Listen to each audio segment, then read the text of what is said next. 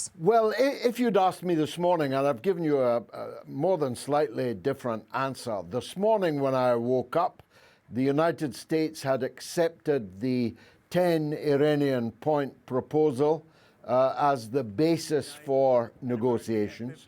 There was to be a ceasefire on all fronts, and Vice President J.D. Vance was to head the American delegation on Friday in talks in Islamabad. And that all looked like a tremendous victory for everyone, for Iran, obviously, for the people of the Gulf as a whole, obviously, for the world economy, obviously, for the people of Israel, obviously, people of Lebanon. But of course, as you've just been reporting, everything looked different as the sun went down this evening, because the J.D. Vance is no longer going on, I think, bogus national security grounds, can't guarantee safety, or some poppycock like that. Lebanon has been excluded, explicitly excluded by President Donald Trump. He says Lebanon was never part of the agreement, although the agreement is in black and white in the name of Prime Minister Sharif of Pakistan, who's now the custodian of these talks and this agreement. And instead of ceasing fire in Lebanon, the Israelis have gone completely doolally. They are savagely bombing hundreds of sites across Lebanon. Up to 1,000 people have been killed or wounded in Israeli strikes in Lebanon today. Most of them in the capital city, not even in the contested south of Lebanon, where they are trying to invade yet again. For the umpteenth time in my life, Israel's been invading Lebanon all of my adult life. But the capital city, where people of all kinds live and work. So even on their own terms, these are atrocities that Iran cannot possibly remain silent upon. Then there's the Israeli drone that you just talked about in the Pars district. But there was an attack on two Iranian islands, on the oil installation on those islands, allegedly by the Air Force of the UAE, which is a close ally of Israel in the Gulf, 5 hours after the ceasefire came into effect. So my answer this afternoon is I'm not as confident as I was this morning. Yeah, I agree with you. It's already, look, the possibility of the two sides coming to the negotiating table on Friday is already looking bleak. There's so much contradiction, so much lack of clarity. Speaking of, both sides are claiming victory in the wake of this conflict. Would you say the outcome so far is a win for Iran or the US, or is it more complicated than that? Well, I really don't see how anyone with a straight face could claim it was a victory for the US. They haven't achieved a single one of their goals, either their stated goals or their objectively obvious goals, given their actions. I refer, of course, to the attempt to storm a nuclear reactor near Isfahan and steal the enriched uranium, on which they expended the lives of their service personnel and no less than 12 aircraft just the other day. But their stated goals of opening the Straits of Hormuz, leaving aside the fact that the Straits of Hormuz were entirely open before they began the war, is already hollow, because Iran just closed it again in the last hour. The regime change, well, they changed Khamenei Sr. for Khamenei Jr., a bit like the results of their Afghan 20-year, $1 trillion adventure, when they got rid of the Taliban only to reinstate the Taliban in power, the sons of the people that they had driven out of power 20 years before. Their stated goal of disarming the Iranian military is disproved every single night in Tel Aviv, in Haifa, and on American bases and assets in the Gulf. So no, only Pete Hegseth, put it that way, could possibly claim in public that the Americans were the winners. It's obvious that Iran, by even surviving, is the winner. But if it achieves anything remotely like a majority of its 10 points, then it has joined the ranks of world powers. Iran has astonished the whole world with their technology, with their weapons skills, and of course with the fortitude of their population, who instead of being cowed by the threat of ending their ancient civilization, made a human chain around the targets that Donald Trump set out to bomb. The B-52s literally turned around in midair. I know that because they took off from my country. So much for Keir Starmer not being involved in this war.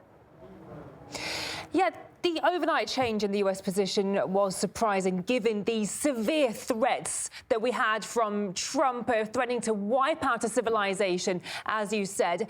And it was left right until the last minute, just an hour before that deadline issued by Trump, when the ceasefire was agreed upon. Do you think Trump was always hoping or intending to find an off-ramp, and that's why he agreed to it? Because he has issued these threats before and he's backtracked. So what are your thoughts on the abrupt change in rhetoric from the White House there? Did you expect that?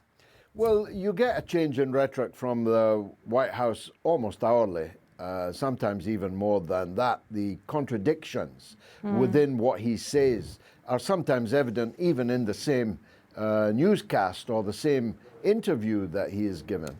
And that's giving rise to a great deal of concern about his mind. His congenital decline is kind of written on every line of his face and in everything that he says. And given that we've only just recovered from Joe Biden, that's a deeply troubling state of affairs. So I wasn't surprised that he turned turtle in midair. People say his nickname is Taco. Trump always chickens out. But to be fair, he doesn't really have many cards. The Iranians have proved more than a match for two nuclear-armed superpowers in Israel and the United States, and neither can really afford to use nuclear weapons for a whole manner of reasons, consequences being one of them. But the morality of being the first people since Hiroshima and Nagasaki to unleash a nuclear attack on the world would be pretty hard to bear, a big cross to carry. But the consequences for Trump's allies in the Gulf would be equally severe. Radiation doesn't recognize international borders, and the nuclear winter that would follow any nuclear attack would afflict the entire region, would become uninhabitable, particularly on the Arabian side of the Gulf. So he doesn't really have the cards. He counted on Iran capitulating once decapitated.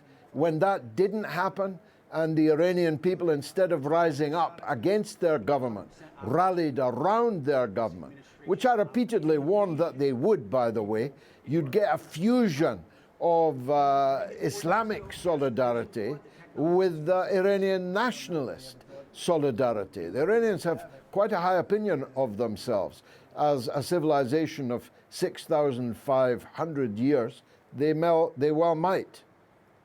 George, when we look at the details of this potential new deal, a 10-point plan, it brings to mind the 2015 nuclear deal that was scrapped by Donald Trump. He heavily criticised the deal, which basically involved lifting most of these sanctions in return for Tehran agreeing to drastically reduce its uranium stockpiles. Now, on Wednesday, Trump announced the US is discussing sanctions relief as part of this new 10-point deal. In your view, which deal is more beneficial to Washington? Which one works best? Well, this is another reason why Hegseth's empty braggadocio at the dispatch box this afternoon was ridiculous. Because if I wanted to, I could argue that the Barack Obama's nuclear deal, the JCPOA, was more restrictive on Iran than what Trump is now agreeing to as the basis of negotiation. The enrichment will still continue. Iran has no intention of building a nuclear weapon, never did, said so every day, and to anyone who was listening, more fool them, in my opinion, but that's just my personal view. But they have no intention of enriching for the purposes of weaponization. They presumably will agree to inspection to that effect. And they're getting their sanctions and their tariffs removed. Who knew? Only Donald Trump knows who he's tariffed. And I doubt if his memory would serve him entirely correct. But he has agreed to discuss lifting sanctions.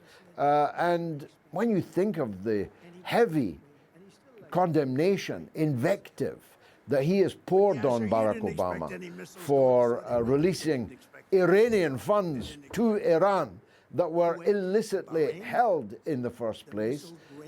This is a bit of a bonanza for Iran, because one of their 10-point plans, on which I suspect they will not be moved, is to charge $2 million for every tanker that goes through the Straits of Hormuz, which will raise almost $100 billion per year.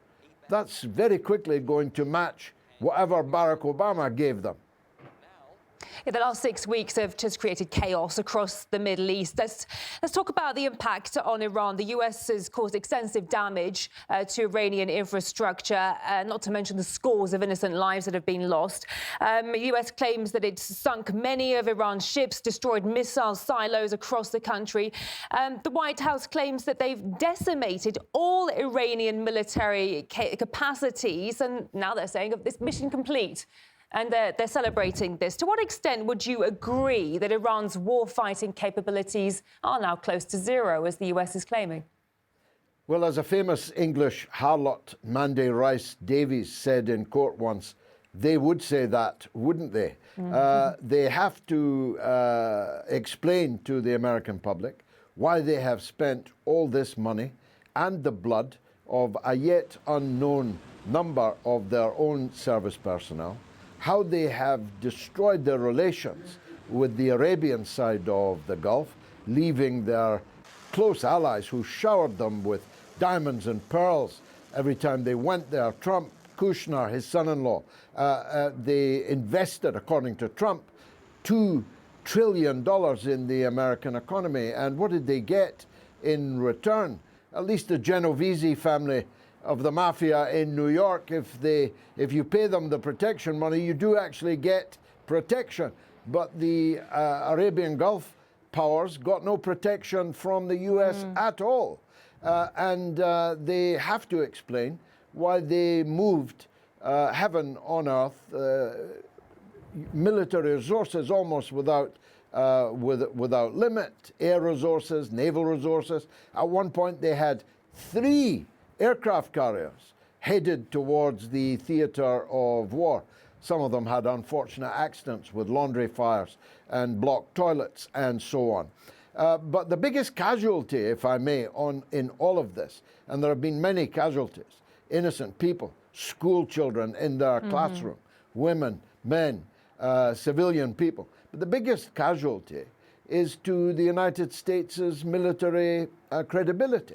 The idea now that the United States could fight China for their hegemony, or fight China and Russia at the same time as they have formerly boasted, is now so ridiculous it would make a horse laugh. They couldn't beat Iran. What chance would they have against Russia and China?